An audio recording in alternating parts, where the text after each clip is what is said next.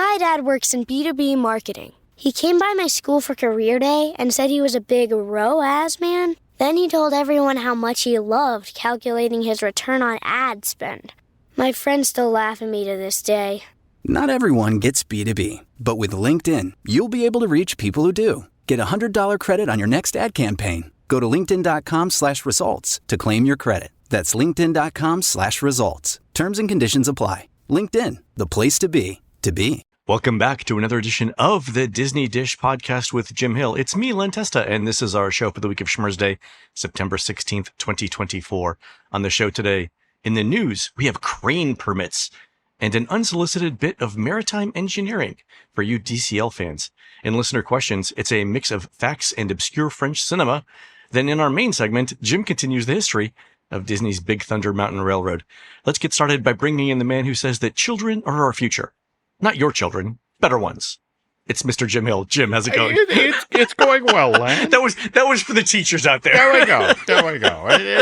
September underway, and yes, Exactly. we're all hopeful. But since we're talking about the children of the future, I thought we should also take a moment to acknowledge the children of the past, especially those who took part in the Children's Crusade of 1212. Yeah. Len, the idea here was thousands of young people in Europe would march to the Holy Land and retake Jerusalem with love, rather than by force. This was definitely not a way for parents to get rid of kids when they couldn't feed them. No, that would be cynical. There we go. Go outside. Get some fresh air. I didn't quite work out that way. I was going to say, I'm guessing it didn't work. No. And now what's interesting is contemporary accounts of the Children's Crusade suggest that none of these very well-meaning young people actually ever made it to Jerusalem, which, Len, I'm just going to say this, that whole, in my day, we were a lot tougher than today's kids. We used to walk uphill both ways and barefoot on our way to school. Never, ever was true. Not even back in the 1200s. Just putting that out there. I find it hard to believe, but can you imagine the kids that did make it back, and they're like, "Oh, you think you've got it tough?" There we go. When they're talking to their kids. Yeah, let me tell you about the time I got stuck in Spain. There we go. All right, Jim, let's do a quick shout out to our subscribers. Thanks to everyone who subscribes to the show over at patreon.com/JimHillMedia, including Don DeVoe, Greg Strobel, Brian Fleming, Josh Prisman, Kevin Nelson, and Jennifer Swart. Jim, these are the Disney skippers who recently tried using the old 20,000 Leagues submarines to get guests from the TTC to the Magic Kingdom faster. Everything was going great until one of the crew found the ramming speed section of the instruction manual. A Disney spokesperson denied this has anything to do with the current Grand Floridian boat dock refurbishment. True story. I was wondering about. Thank you for bringing that up. Okay. It just suddenly appeared on the schedule. I was kind of intrigued by that. All of a sudden, yeah. It's unusual. All right. On to the news. All right. The news is sponsored by touringplans.com. Touring Plans helps you save time and money at theme parks like Walt Disney World. Check us out at touringplans.com. All right, Jim. A permit was filed with the FAA. Yes, the FAA to have a 240-foot crane installed over at Fort Wilderness from mid-October 2024 to mid-August 2025. And the location, Jim, is smack dab in the middle of the old river country. I have put a pin in a graphic in the show notes for you to look at. And this follows the filing last month by the Central Florida Tourism Oversight Board for electrical equipment that specifically mentioned a new resort. And Jim, I'm going to note this is the exact location for Disney's Reflection DVC Lodge, and that the South Florida Water Management District filing said that the construction would take just under 4 years for that, or Jim, as I like to say it. This new Magic Kingdom Resort area DVC will be opening right around the time Cars Land and Villains Land opens for the Magic Kingdom, right? Yes. And I think it's time for us to start harvesting all of the. There was a lot of artwork out there for Reflections. There was. About the exterior, the retail, the lobby space, and that sort of thing. And I might be time to revisit that and see if they. I mean, face it, it was interesting when that got tabled, and they then went with the. What are they calling now? The villas at the Polynesian Isle Village Villas? Yeah. Something. Yeah, it will be interesting to see if something is going forward here what remains of the previous plan. I mean, a 240-foot crane is not some sort of employee recognition program, I'm thinking. No, it is not. Okay. And by the way, just to circle back on that, having to reach out to the FAA, I don't need to tell you this, Len, but that's, for example, why the Tower of Terror at the studios is 199 feet tall. That when you're 200 feet tall, you need, what is it, an aerial safety beacon. So anybody who's flying over property becomes aware of that. So at 240 feet, this is something that's going to be blinking in the dark there. Yeah, we'll definitely see it from all over property, yeah. Okay. And just private note to BioReconstruct, please note that there's a crane there. Red blinking light. Just saying. I'm sure he's got friends at the FAA. I'm absolutely certain. Okay. You mentioned the Poly Towers, though, and the thing that I found interesting when that concept art came out is how people commented it was so similar to the Reflections concept.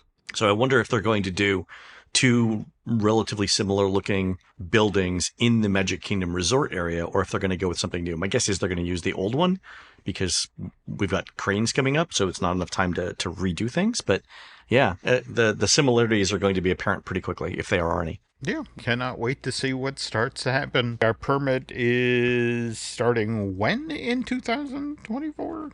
It starts in October, so next month. Okay, holy cow. And it runs through August of next year. So you would think that the building would be topped out by then, by August of next year, because that would be the end of the need for the crane. Or they could always extend the permit. Wow. Okay, can't wait. All right, on to some Disney Cruise Line speculation. Jim, an alert listener, has sent me an article about how Disney might keep the wonder and magic around as they age beyond the typical 25-year life of a Leonardo DiCaprio girlfriend and a cruise ship. So remember that did I tell you that the BBC actually wouldn't let me say that line on the air? No. Side conversation. Yeah. Okay. All right. So story for another time. Recall that I said that the Magic and the Wonder don't generate the revenue that the newer ships do, like the Dream, the Fantasy, and the Wish, right? The Magic and the Wonder are capped at 2,700 passengers. They're limited in the number and type of suites they offer. And those are premium products that generate a ton of revenue. They can't really upcharge for a whole lot of things because the spa isn't modern. They've only got one specialty dining restaurant. Bar space is limited. Also, maintenance becomes a problem, right? Yeah, they have older engines and older technology. Okay.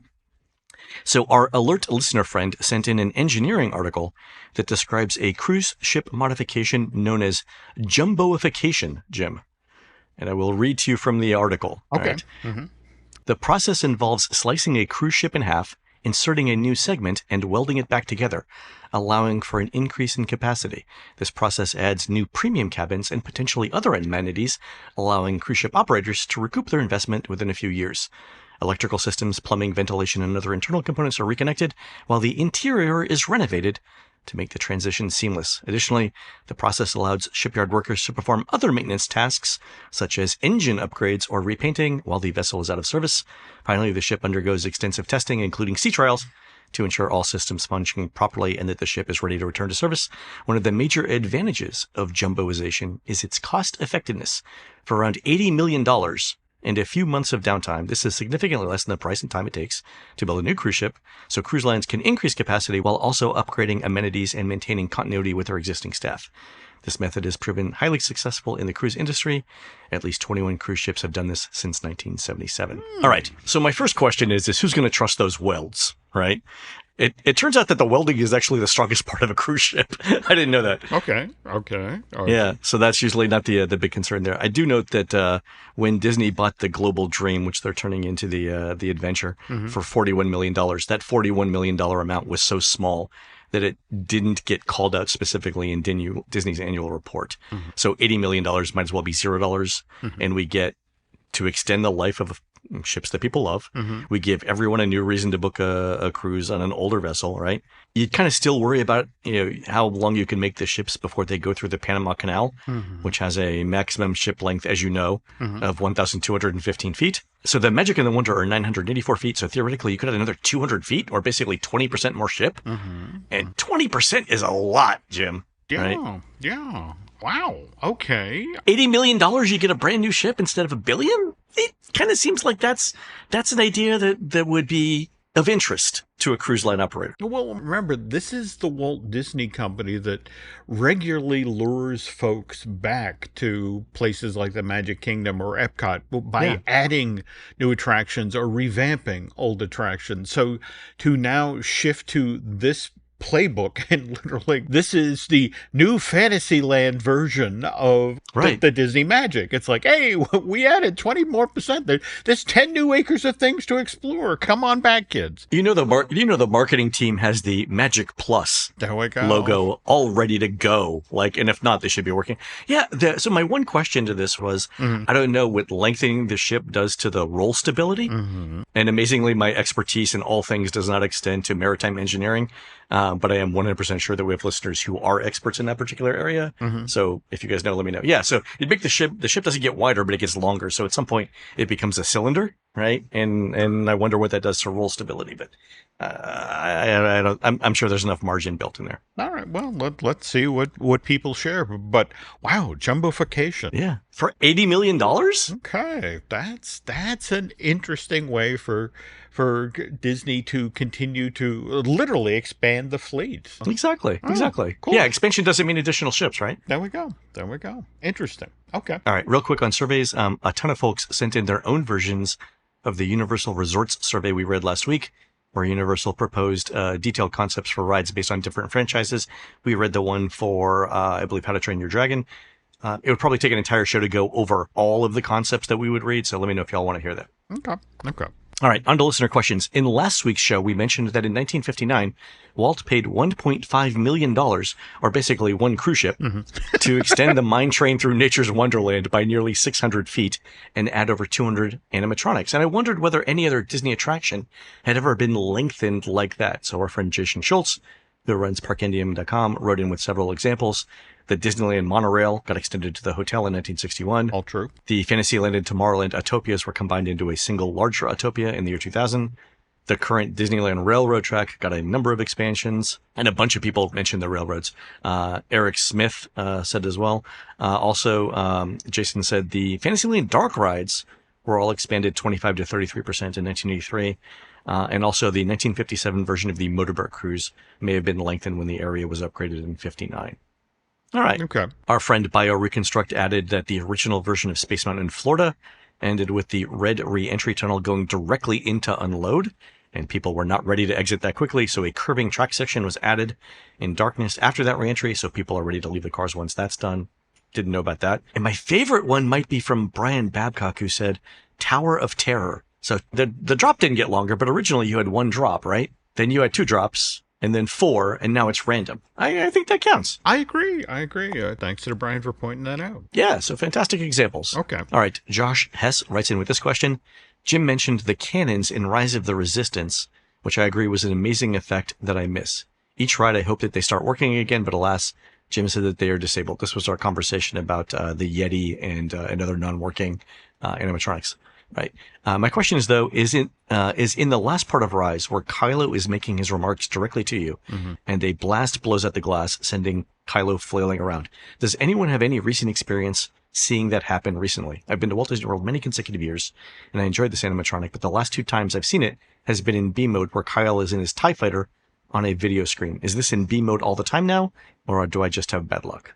All right. So I think I've seen A mode this year and recently, so it might just be bad luck, Josh. And I'd put this Kylo Ren in with Shaman at the end of Navi River Journey, that it wouldn't be the same attraction if it was always in B mode, so I think that one would probably get a lot of attention. Yeah, I mean, I'm trying to think the last time I was on Rise of the Resistance. I mean, it does seem to be scattershot. Yeah. I've ridden it more times seeing it in B mode, but which makes, when you finally get to see him and that moment when the window gets blown out, that much more of a treat. Yeah. But, I'll go back. I'll be at the studios at some point over the next week. I'll go back and check. Okay. All right. Abigail Jones writes in with thoughts about two recent topics: classic park attractions and the Magic Kingdom is for old people. Abigail says, having the Magic Kingdom seen as an old person park resonated with me deeply, and I fear exposes the danger of the current park's strategy. Anything anchored purely in IP stands to be irrelevant at some point, and likely sooner rather than later. I think about the Universal Studios of my childhood, I'm a 90s baby here, and so much of that IP was old stuff, movies that my parents loved but I had zero interest in, right? So this is the great movie ride problem, right? Yep. The beauty of the original Disney park strategy was the blend of original theme park content and IP. There was enough that was familiar to draw people in and enough that was original to keep it fresh, interesting, and distinct from other theme parks. And this strategy created generational fans. You want to relive the Space Mountain memory with your kids? You have to do it at a park because there is no movies to substitute. So imagine a Hollywood Studios 25 years from now. Will the current content still be relevant? Who wants to go to Toy Story Land if movie sequels 6 through 15 completely sucked? Is this not the theme park development equivalent of banking on a single stock for your financial security? All right. So I love the idea of Toy Story sequels 6 through 15 because we could hear it's not Tom Hanks, it's his brother that's doing the voices, right? Yeah, but the brother's going to get older and eventually it'll be his brother's kid, and we'll get a slow degradation of the original Tom Hanks voice to where at some point it's going to be Murray from New York, but the change will have been so slow over so many generations that that's how we think Woody talks. Anyway. By the way, just a quick aside here. I don't know when the last time you watched Muppets Most Wanted was, which, by the way, is the sequel to Disney's Muppet movie of, I want to say, 2011. But they have an opening number called "We're Doing a Sequel," and there's a line in it that literally has "The studio wants more" until they can persuade Tom Hanks to do Toy Story 4. And just the notion of it was a great joke back in the day, but now when there wasn't a Toy Story 4, and Toy Story 5 isn't pending, so it was like, okay, we moved past the joke. Okay.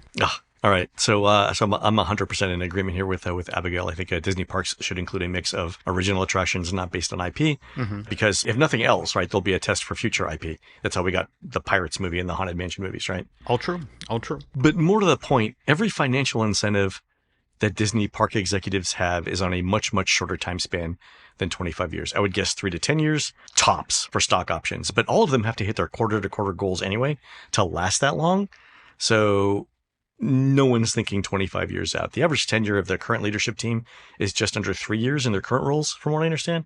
Yep. None of them are going to make it 25 years. So none of them have an incentive to think along those timeframes. That's somebody else's problem. And I think that's what we're seeing here. And more to the point, if the stories we are hearing about the new decision process at Disney, I mean, it's strictly how many minutes have individual films over on Disney Plus been viewed, and that is influencing the decisions about which IPs are moving into the parks today. And I think that's why Bob Iger has mentioned multiple times on multiple recent earnings calls the need for a better algorithm to make suggestions. So I think we talked about this on a previous show, but I think the current Disney Plus recommendation algorithm is what are you watching in this similar category? What are the top 3 or 4 most watched things? And it recommends that, which is not only self-fulfilling, but also not super sophisticated. And so you don't get a ton of data around niche things that people might like that they haven't been exposed to yet, right? If you're just always playing the top 5 things, right, you're never going to get people are never going to discover the other stuff you have. But I think so I think what Iger is looking at is saying, if we're going to use Disney Plus viewing minutes to make decisions about the parks, we need a better recommendation engine, so we ensure that we're surveying the entire catalog of things that we own, not just showing them the same top 5 over and over again. I will say this much: I am fascinated to see what happens in that window of time when the theme park rights for The Simpsons reverts back to the Walt Disney Company. That, given supposedly how heavily The Simpsons are viewed on Disney Plus, it's like, okay. It's literally the only thing I watch regularly on Disney Plus. Simpsons episodes. Yes. So what happens I'm sure then? I'm at the target demographic there. Yeah. All right. Ned Morgan writes in with an Epcot entertainment question. How am I supposed to drink and eat around the world when the Chinese acrobats are no longer in China and the French mimes are no longer miming in France? Why have they not come back? I mean, I love Ned's question for a couple of reasons. One is that I get to make a joke about it. Epcot could combine both countries into one show that featured acrobatic mimes. Oh, I'm stuck in a glass box, mon Dieu. But what is this? I am being balanced on the feet of a young woman who herself is supported by others below? It is the great pyramid of reciprocity, no? Okay. I would pay money for that act. You would think. Okay. I also love the question because it allows me to plug one of my favorite sites for Disney entertainment schedules, the simply named WDWENT.com, run by Steve Soares. The site dates back to 1997, making it one of the longest-running Disney-related websites around. And if you visit the site, you will see it pretty much in its glorious early 2000s original graphic design, a model of simplicity and primary colors. Wow. All right. So Steve's historical data on Epcot Entertainment, Ned, shows me that at least 2 named acrobatic troupes have performed at China. The Dragon Legend Acrobats of the famous Puyang School and the Jeweled Dragon Acrobats. And in terms of French mimes, Le Mime Roland, a visual comedy act, and an act simply titled French Mime, which sounds like the title of an Agnes Varda film. Keep your emails to yourself, film school graduates. And would it kill you to get a haircut and call your mother once in a while? I just a quick aside here to tumble back to the acrobatic traps of China. I would love to see an overlay from '97 to the effect of we have the Dragon Legend Acrobats and the Jeweled Dragon Acrobats, and I just to see an overlay when the Bedazzler came in, just so the whole notion of, they're now the Jeweled Dragon, and somebody's backstage hammering in rhinestones. Rhinestones, exactly. They're grabbing stuff off the racks from the China stores, like grabbing all the rhinestones off and sewing them back on. Exactly. There we go. All right, folks, we're going to take a quick commercial break. When we come back, Jim continues the history of Frontierland's Big Thunder Mountain. We'll be right back.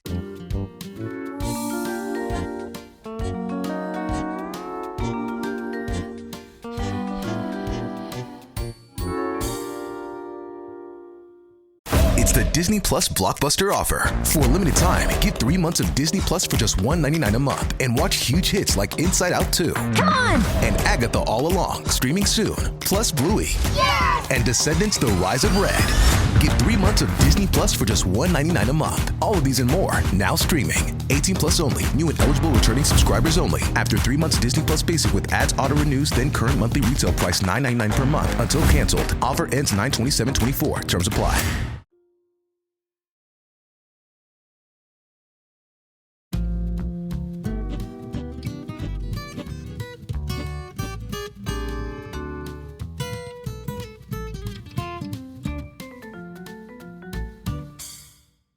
And we're back. All right, Jim, we left off last week with Mark Davis being brought in to propose a bunch of new scenes for Mine Train Through Nature's Wonderland, right? Yeah, this was the fall of '74, and the attraction is now 14 years old. And as you mentioned at the top of the show today, I mean, Walt had spent $1.5 million to put in 200 early animatronics, which, to be honest, have not aged well. All right, park managers were hoping that Mark could come up with a way, especially to give this Frontierland attraction a new, exciting finale. Disneyland managers look at what Mark proposes and decide, we'll pass. Instead, they opt to go with what newly minted Imagineer Tony Baxter was suggesting, which was to effectively flatten Mine Train Through Nature's Wonderland, which would then open up 7 acres of land at the center of Walt's Family Fun Park, which could then be used for the construction of, well, not just one brand new thrill ride for Disneyland, but 2 whole new lands for the park. Okay, so what are we talking about? Disneyland employees were wondering the exact same thing, especially when, starting in 1975, they began to notice that Imagineering survey teams were coming out and wandering around Mine Train Through Nature's Wonderland, walking the track and measuring spaces and that sort of thing. So they knew something was up. Anyway, staff at Disneyland... The WDI bumper stickers on their cars say, "My other car is a bulldozer." Yeah, that's when you know something's up. Yeah, it's like, I believe those teetering rocks may not be teetering some. Anyway, staff at Disneyland finally gets a peek at what Tony Baxter is proposing for Disneyland in August of 1976 land. And so just as the park is wrapping up its bicentennial celebration, Tony sets up shop backstage in the center building. He takes over a conference room there for 2 days. In fact, these 2 days are August 13th and 14th, again, 1976. Sets up a model and a bunch of colored renderings of what the park will look like in 6 years' time, which is when an ambitious 3-part plan was supposed to be completed by the fall of 1982. A glorious 3-part finale. There we go. All right. Okay. And by the way, why the fall of 82? That's also when Epcot Center was supposed to be opening at Walt Disney World. And the company was anxious to avoid what had happened back in the fall of 71, which was when the Walt Disney World Resort opened up, and everyone who worked at Disneyland suddenly felt like the redheaded stepchild, just sort of like, wait a minute, when do we get a new attraction? And so the idea was like, girls, you're both lovely. And so Exactly. so to make sure that both parks on both coasts get showered with attention and new stuff. So, Okay. And by the way, there was also a component here that was intended for the investment community. Disney wanted to let Wall Street know in no uncertain terms that, look, Walt Disney Production is aggressively investing in both its East Coast and West Coast properties. And we'll get into the specifics of that in a moment. But, okay, so now back to what Disneyland employees saw when they dropped by that conference room in the center building in August of 76. First of all, they got to see, well, not just Tony, who'd driven down from Glendale to serve as the host of this presentation. Baxter had also brought along veteran Imagineer Rolly Crump, as well as Tom Sherman, who I think we've talked about on the Disney Impact show. He was Imagineering's resident expert when it came to all things 20,000 Leagues related. 20,000 Leagues? All right. I'm sure you're going to address this. Okay, go ahead. All right. So the big model that Tony had brought down from 1401 Flower Street featured, again, Big Thunder Mountain attraction that we know and love today, but it was the other stuff on the model, the things that were supposed to be built around the periphery of this thrill ride that really caught cast members' attention. And remember, Big Thunder was to be built on just 2 acres of the land that the Mine Train Soon Nature's Wonderland had occupied, leaving 5 acres open for development. And what was supposed to be built next to Big Thunder, that's where the Disneyland Line, the in-house newsletter for folks who work in Anaheim, this is what it had to say about what Baxter set up in that conference room. It revealed that in addition to the thrill ride that would soon replace Mine Train Through Nature's Wonderland, the Imagineers were planning on adding to this theme park, now quoting directly from the article now, Len, 2 major theme areas with the working titles of Discovery Bay and Dumbo Circus. Now, Wow. Discovery Bay was to be built in the northernmost portion of Frontierland and reflect the cultures and eccentric aspects of San Francisco circa the mid-1800s, keying off of what came in regards to the opening of man's knowledge at the start of the industrial age. This proposed addition to the park was supposed to have an island at the top of the world attraction, as well as a Captain Nemo's Grand Salon restaurant. Now, just up the hill from Discovery Bay was supposed to be Dumbo Circus, with the big attraction there to be an audio animatronic circus-themed show where classic Disney characters took on traditional big top roles. Dumbo Circus was also supposed to be home to 2 new dark rides, the Pinocchio's Daring Journey and Mickey's Madhouse. So Pinocchio's Daring Journey didn't exist yet? No. In fact, what's fascinating about this is that it was it was a dual purpose project. It was intended to go into Dumbo Circus initially, but also was being readied for Tokyo Disneyland to go in that park's Fantasyland. Okay. All right. Anyway, connecting Discovery Bay to Dumbo Circus was supposed to be a sky balloon ride that, according to Baxter anyway, would serve as a suitable transition between these 2 proposed additions to Disneyland Park. All right. So, just to clarify a few things here, Dumbo Circus, this addition to Disneyland, was, if you're in the park today, was supposed to be built off to the left of Small World Plaza, where the fantasy... The theater is. There we go. Yeah. In fact, okay. That's the space where just this past summer, the Pixar Pals Playtime Party was staged as part of that park's Pixar Fest. Anyway, as we head into the fall of that same year, 1976, this was the ambitious plan that was going forward for Disneyland parks. In fact, long-time cast members, as they gathered at the Disneyland Hotel for their annual employee recognition banquet. This is for the folks who worked for Walt's Family Fun Park for 10, 15, 20 years. They were treated to a similar sort of display, like the one that had been set up at the center building. So during the cocktail hour prior to the banquet, in the lobby of the Embassy Ballroom at the Disneyland Hotel, those who were there to pick up their service awards were invited to have a cocktail, grab an hors d'oeuvre, and take a look at this art and that model, because we're going to show you what the next 10 years of growth at the Disneyland park looks like. So, and by the way, the difference between what was shown in the center building, which again, 6-year plan, and what was shown 6 years, yeah. But the 10-year plan is the folks who were there at that service awards banquet got to see artwork for New Fantasyland, which again wouldn't open phase 1, 83, phase 2, and 84. Sorry, at this point, Jim, did they know that the Olympics were coming to Los Angeles in 84, or was that still far away? I want to say at this point that there had been conversations about it. Okay, all right, yeah. So they were planning for it. Okay, fair. But long story short, nobody knew what was going to happen and how that would scare everybody out of town. But anyway. January 1977, Mine Train Through Nature's Wonderland officially closes at Disneyland Park. Company still being kind of cagey about what's going to replace that classic Frontierland attraction, at least as far as the general public is concerned. It's not till 8 weeks later, Len, February 24th, 1977, where the park finally, with great fanfare, says goodbye to Disney's Mine Train and hello to Big Thunder Mountain Railroad.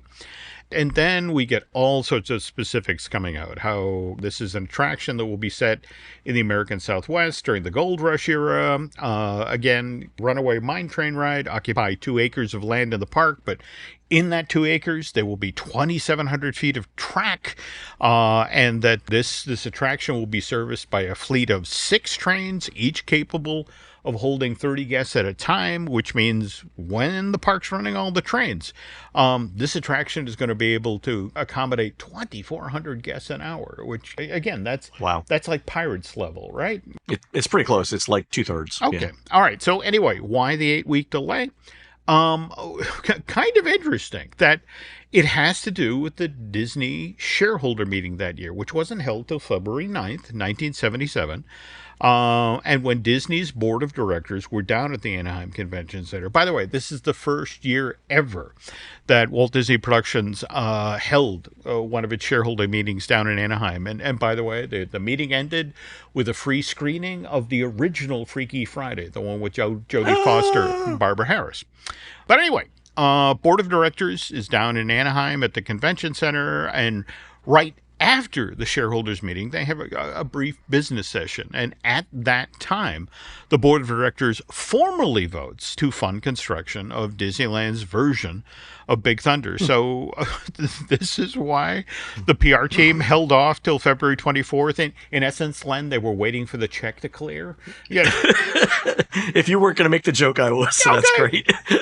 But let me ask this question. So the parks PR team said that it was set in the American Southwest during the Gold Rush era. Is that canon? Because I've always said that Frontierland ended in 1895. Frontierland doesn't exist beyond 1895 and maybe 1890. But if we said now that the remaining attraction from the original Frontierland is set in the Gold Rush era, that knocks it back decades, which is really interesting. Okay, yeah, I'd love if you have this. I'd love to read the PR stuff. Okay, I will pass it along. All right, cool, thanks. All right. Where this especially gets interesting, especially out ahead of what's about to happen in the Magic Kingdom in Florida as Tom Sawyer's Island gets transformed into that new Cars Road Rally attraction. Well, again, quoting from Disneyland Line article from the late winter of 77, and according to Dave Melanson, WED project coordinator for Big Thunder Railroad. Maintenance salvage and tree boxing is scheduled to begin on March 1st of this year. And again, that's 1977. With maintenance salvage determining what elements of scenery and animation can be saved from Nature's Wonderland and then put to future use. Now, this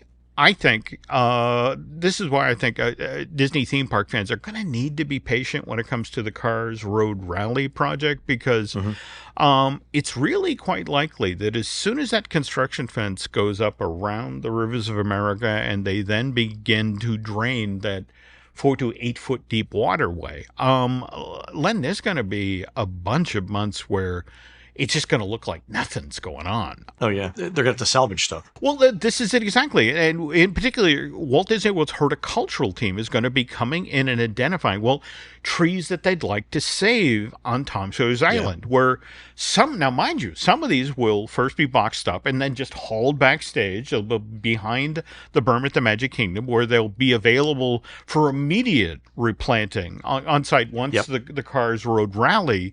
The site has been cleared and then regraded. Yeah, this is the thing. They have to save all of those old trees because you can't grow a 50-year-old tree. You can't.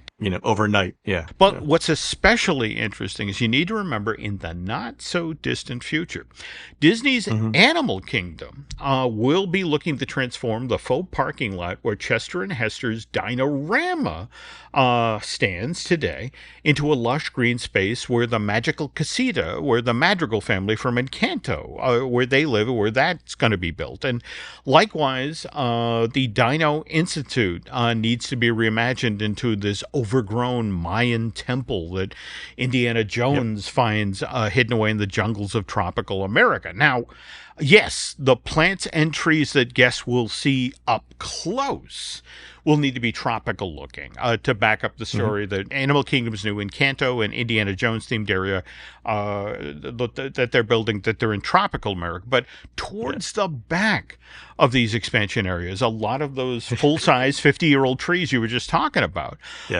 those are coming over from Tom Sawyer Island. Yeah, there's a ton of stuff there. I mean, not only that, but the Cars Land itself is still going to need trees that look like the Pacific Northwest, and those aren't saplings. No, they are not. And but again, that's the whole idea.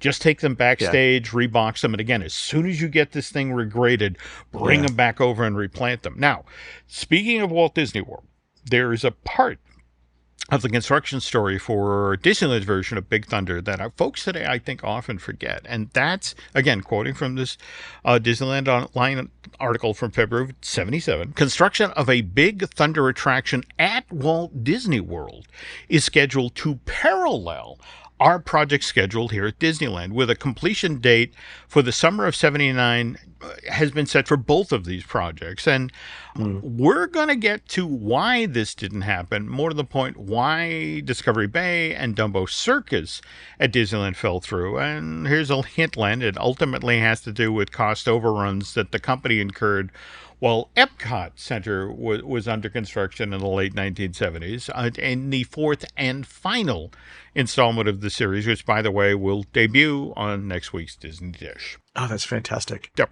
Yeah, I love it when you have two projects on two different coasts and they diverge in terms of timelines, because the reasons for them are always super interesting. No, absolutely, and just again, between what we saw with Galaxy's Edge or what we're seeing right now with Tiana's Bayou Adventure.